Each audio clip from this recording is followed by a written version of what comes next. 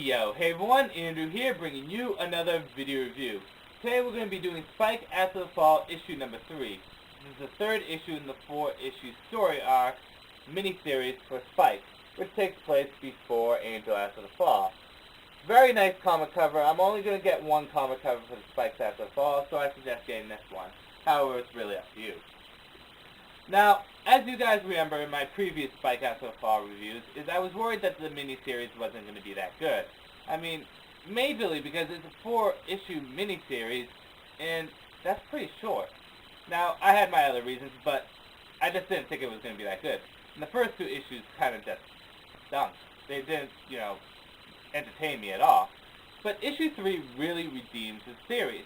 It really starts to pick things up, and it's really actually a far superior issue to the other 2 issues. Now, issue 3 picks up where issue 2 left off, about a month later.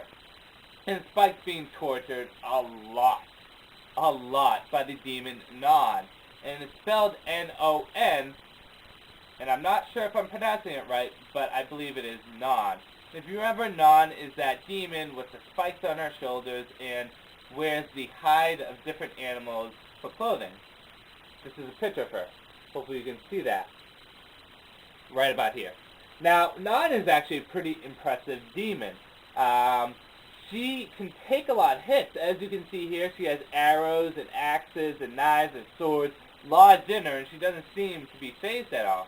In addition to that, she's just a powerful, badass demon. Unfortunately, she needs human substance to survive. Every little injury, she's going to have to eat a human to recover. Now, like I said, Spike has been tortured a lot. And he's basically, not giving in to the torture at all. Non has to leave for some kind of meeting, which Spike calls a date, but she leaves, and she leaves Spike in the care of one of her minions. And the minion actually has an affection towards Spike. The reason is when he beat the shit out of her, he didn't torture her or kill her, he just tied her up. So she has a little affection towards him. Of course, he's not having any of that shit. He just wants to leave. Just wants to free himself. Anyways, Nolan goes to her meeting. And she kills quite a few Slayers. And where in Los Angeles are all the Slayers located? Well, with Gunn. So Gunn makes an appearance, and Gunn was absolutely fantastic in this graphic novel. Every time Non tries to make a power play, Gunn basically shuts her down. Non is like, I have Spike, and I have Illyria. And Gunn says, so what? I've seen the future. You know who makes cameos there? Not you and Spike. You guys aren't there. And you know what? Illyria is going to be there no matter what, so you can do whatever you want to them. The future's already set. And he basically shuts her down. And then beats the living shit out of Non, and tells her to get the fuck out of his house. And afterwards, Gunn goes to beat the shit out of more Slayers. Just to show how badass he is. He puts all his weapons down, and he just goes to beat the shit out of the Slayers. So Non is upset, and she's pissed, and she needs to release some frustration. So she goes to execute Spike and Illyria. She thought she would start off with Illyria first. Now, she goes to raise her axe to kill Illyria, and it just didn't work.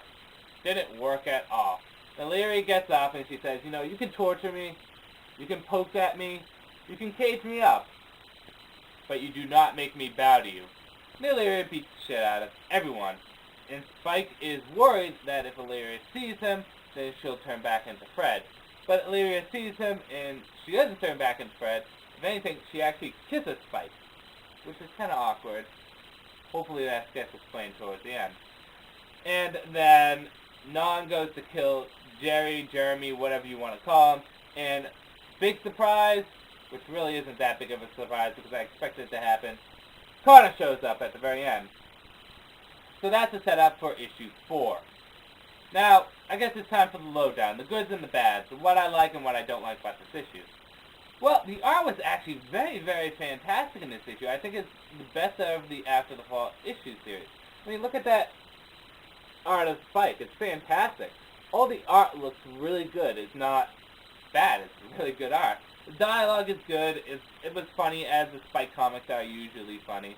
And I think that Gunn showing up was such a good idea, because Gunn is such a fantastic character in After the Fall, especially since he got turned evil and is now Vamp. I think it's a great character switch to him, and he was just such a badass in this comic. And overall, the comic was good. It was much better and started to pick things up for the series. Now the bad is it a little too little, a little too late? Is the series picking up around issue 3 too late for the series? I don't know. We're going to have to see in issue 4. I mean, what really comes out of Spike After the Fall? Other than it filling in a few gaps, it really doesn't give us anything that transitions over into the main Angel After the Fall. Except for maybe that glowing, tied-up man in Wolfram and Hart, who could have been Angel healing, or it could be something totally different. But other than that, I really don't see anything coming out of Spike After the Fall. It's really just going to fill the voids and the little stuff between Illyria and Spike and what their relationship is now. So hopefully it picks up around issue 4 even more. If it does that, then the series is semi-redeemed. As of now, issue 3 is good. So I suggest picking up issue 3 if you've been collecting the Spike After the Fall and you've been, upset with it. And I just suggest picking it up overall. It is a good issue. It's funny, great art, dialogue is good, and a lot happens. With that said, I'm going to end the review here. This is Andrew saying peace out for now. Oh, bloody hell!